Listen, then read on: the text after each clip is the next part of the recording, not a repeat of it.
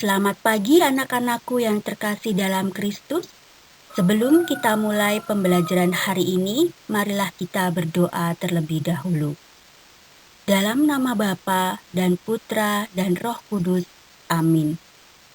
Tuhan Yesus, Engkau menyebut nama murid-murid-Mu satu persatu dan memanggil mereka agar memperoleh hidup kekal. Pada hari ini kami juga ingin mendengar panggilan-Mu terhadap diri kami. Penuhilah kami dengan Roh Kudus-Mu agar kami dapat memahami arti panggilan-Mu dan dapat menanggapinya dengan hati terbuka.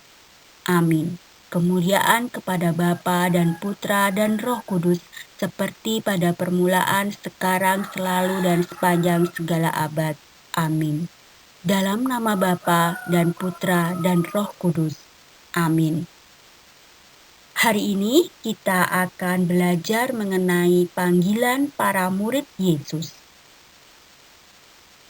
Mendapat panggilan dari orang lain dapat menjadi pengalaman yang biasa-biasa saja, tetapi juga dapat menjadi pengalaman yang istimewa bagi kita, tergantung dari siapa yang memanggil.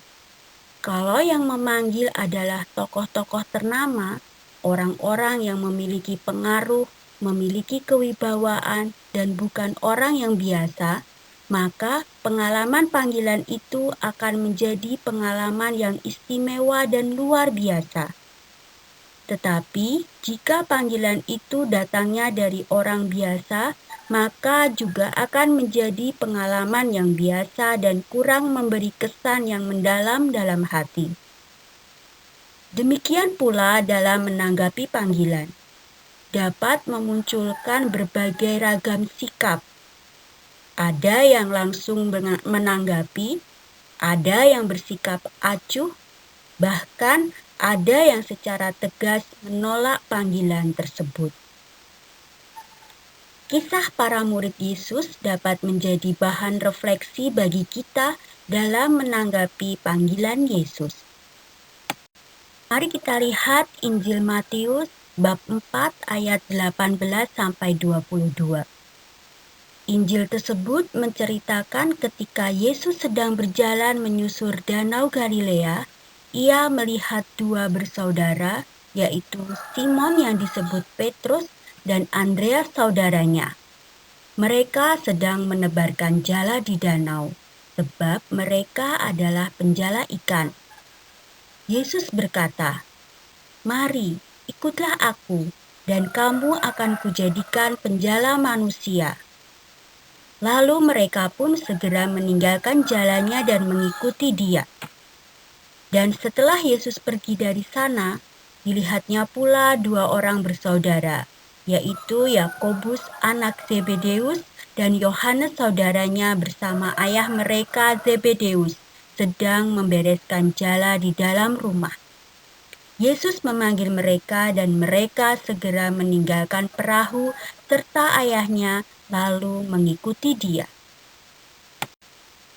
Kemudian mari kita lihat Injil Lukas bab 5 ayat 27 sampai dengan 32. Injil Lukas ini menceritakan panggilan Lewi pemungut cukai. Ketika Yesus pergi keluar, ia melihat seorang pemungut cukai yang bernama Lewi sedang duduk di rumah cukai. Yesus berkata kepadanya, "Ikutlah aku." Maka berdirilah Lewi dan meninggalkan segala sesuatu lalu mengikuti Dia.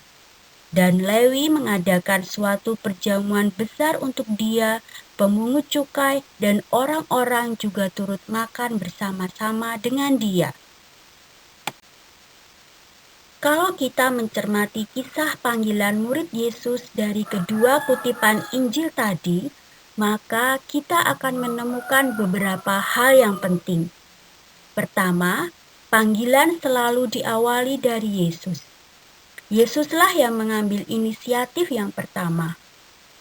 Kedua, ketika Yesus memanggil mereka, serta-merta mereka menanggapinya secara spontan. Tidak ada sedikit pun keraguan dalam menanggapi panggilan Yesus. Ketiga, mereka yang dipanggil oleh Yesus bukan orang-orang kaya dan mapan kehidupannya, bukan para pejabat atau penguasa, melainkan para nelayan, orang yang hidupnya sederhana, bahkan cenderung kekurangan, dan orang-orang yang dianggap berdosa. Keempat, ketika mereka mendapat panggilan Yesus, mereka rela meninggalkan segala-galanya, pekerjaan, bahkan keluarganya. Ini merupakan peristiwa yang sangat luar biasa, karena sebelumnya mereka tidak mengenal siapa Yesus. Dengan demikian, apakah mengikuti Yesus tidak ada syarat-syaratnya? Ketika memanggil murid-muridnya, Yesus memang tidak menentukan syarat apapun. Tetapi dalam berbagai pengajarannya, Yesus menyampaikan beberapa persyaratan itu. Dalam Matius 16 ayat 24 sampai dengan 26 dikatakan, "Setiap orang yang mengikuti aku, ia harus menyangkal dirinya, memikul salibnya, dan mengikuti aku." Ini berarti orang yang mau mengikuti Yesus harus mengambil sikap yang mantap, tidak terlalu banyak pertimbangan, tidak terikat dengan apa yang menjadi miliknya dan apa yang menjadi tugasnya selama ini. Mereka juga harus berani melepaskan keterikatan dengan keluarga. Keluarga memang penting, tetapi jangan sampai kecintaan pada keluarga menjadi penghalang untuk bersikap terbuka pada sesama yang lain.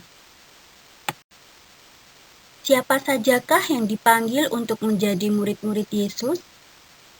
Ke-12 murid-murid Yesus kita kenal dengan nama para rasul, yaitu Simon atau Petrus, Andreas, Yakobus anak Zebedeus, Yakobus anak Alfeus, Yohanes, Matius, Filipus, Bartolomeus, Thomas, Tadeus, Simon orang Zelot, dan Yudas Iskariot.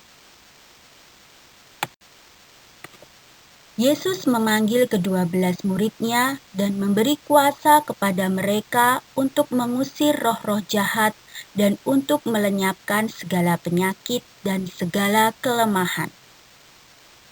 Anak-anakku yang terkasih dalam Kristus, demikianlah pembelajaran kita hari ini mengenai panggilan murid Yesus.